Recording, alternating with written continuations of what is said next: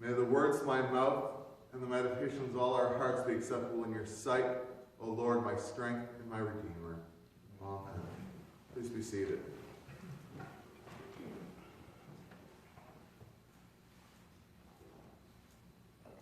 Jesus said, "Come unto me, all you who are weary and are heavy laden, and I will give you rest."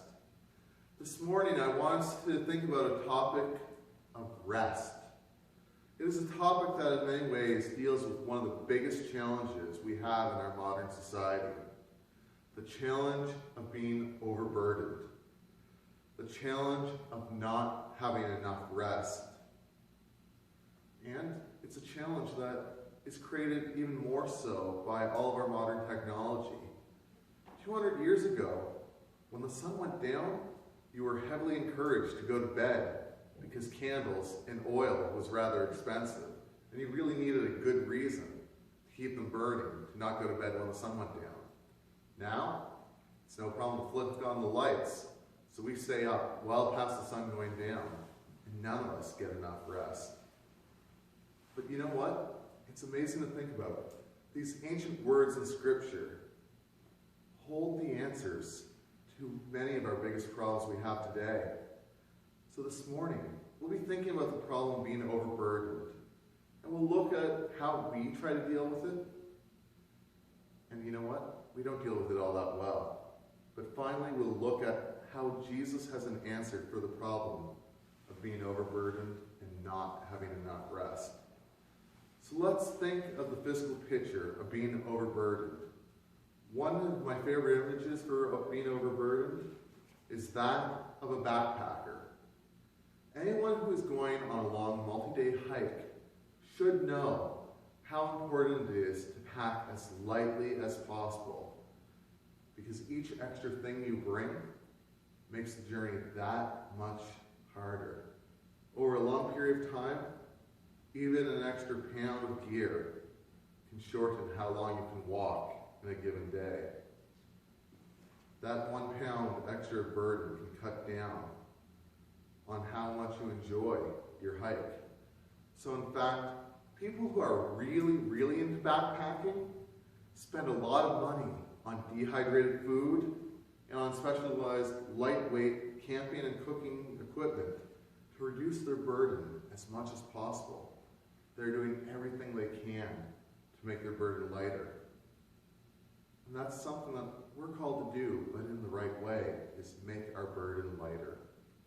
So what does being overburdened look like in our lives? For many people, they're always on the go. Between their day job, answering emails and phone calls that come in after hours, running their children all over town for activities, plus their own hobbies. And that's not even thinking about the mundane parts of everyday life, like cooking and cleaning. And this is before anyone puts much effort into relationships, personal growth, or learning activities. Just listing all of this off, you can already see why so many people become overburdened. Even many people who are retired can become so busy with all their activities that they can become overburdened as well. In many ways, we as a society have adopted an idea that we need to be busy all the time or we're just wasting time. We often fall into the trap of trying to fill every moment of every day with being productive, to the point that even a traffic light for many people becomes an opportunity to check an email or a text. We really shouldn't do that, but we feel pressured to fill every moment because no one wants to be seen as wasting time. The result of all this, we do not get the rest we need, which in many ways is detrimental to our health as well as our mental well-being. Now, one of the most extreme results of being overburdened and not having enough rest is the people who fall asleep at the wheel while driving and then crash their cars. But there are many not so obvious consequences to not having enough rest. In a lot of people, stress, anxiety, and even depression can be linked to being overburdened. In fact, being overscheduled is one of the main causes of anxiety in children. Now, not only these, but there are also major physical conditions that can result from being overburdened. High blood pressure, strokes, and heart attack, to name a few. And I think we're starting to get the picture. Being overburdened is not something we want in our lives if we want what is best for us. But the challenge comes, how do we stop being so overburdened? Well, what many people do is they try to use unhealthy coping mechanisms to deal with being overburdened.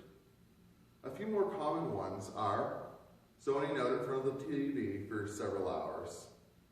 Now, it can be okay to watch TV in and of itself, but if it starts to cause you anxiety when you don't get your television fix, the reality is you're not using TV to lessen your burden. You're adding to your burden with what you're trying to do to lessen it. Now, there are those who try to deal with their burdens by complaining to others. That doesn't remove the burden either. Instead, it just shifts it to another person, and it doesn't really help you when you complain to others if it doesn't resolve anything. So, what else do people use? There are those who try to deal with their burdens with positive self-talk.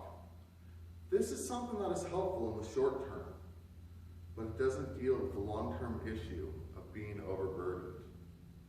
Now, of course, there's the usual escapes people use, using food, alcohol, drugs, or other unhealthy band-aid solutions to try to deal with being overburdened. But for many, these will only make the problem worse in the long run. For some, it seems okay for a little while until they hit a breaking point.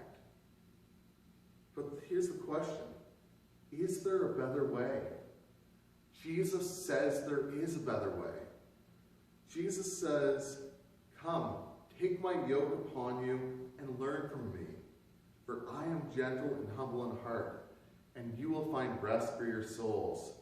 For my yoke is easy and my burden light." Jesus is putting forward something that at first seems very difficult. Jesus is putting forward a complete change in our priorities. Jesus is asking us to take on his yoke. And that means we need to lay down the yoke we're already carrying. So let me unpack this yoke imagery for a moment.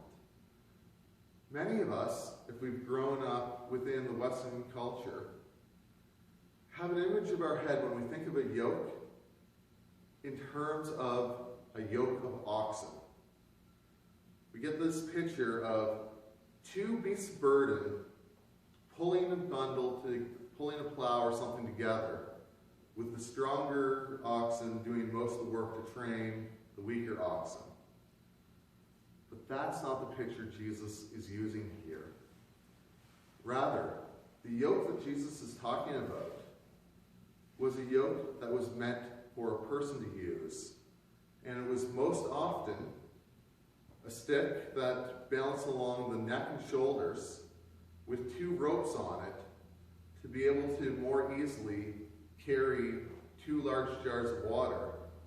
And the key thing to making the yoke work well was making sure both jars of water were balanced so that the weight would be distributed evenly across the whole body instead of weighing down one side or another. So the image of Jesus giving us his yoke is an image of learning balance from Jesus and letting him teach us how to find balance. Now, this imagery of a yoke is one that was common in the first century. In fact, the Pharisees used the image of a yoke as well. But the way they talk about it is saying, the best way to live is to take on the yoke of the law. But what Jesus is saying, it's not the yoke of the law we need, it's his yoke. So, if we truly want to unburden ourselves, we need to be willing to turn to Jesus. He is the only place that we can truly find balance.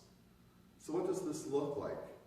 Well, remember how we were talking about ways people try to deal with their burdens by themselves by complaining to other people? What if instead we were to talk to Jesus about our burdens? That's where prayer comes in.